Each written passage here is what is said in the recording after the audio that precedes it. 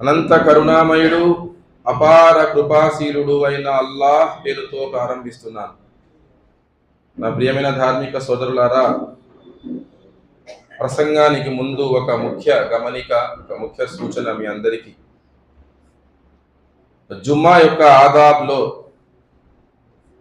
అనారోగ్యం పాలైతే తప్ప, మీ వెన్నెముకలో నొప్పి ఉంటే తప్ప మీరు గోడకు ఆనుకొని కూర్చోవడం అనేది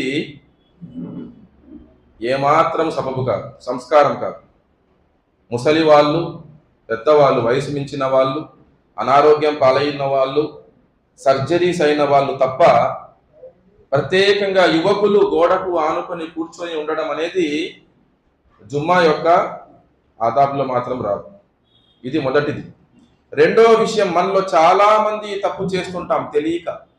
అదేమిటంటే చేతుల్లో చేతులు ఇలా పెట్టేసుకొని, వేళ్ళలో వేలు ఇలా పెట్టుకొని కూర్చుంటాం. ఇలా కూర్చోకూడదు.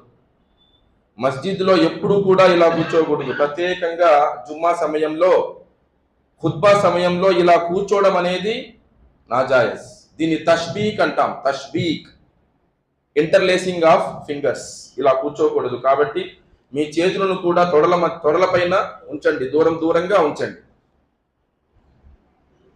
అల్హమ్దులిల్లాహ్.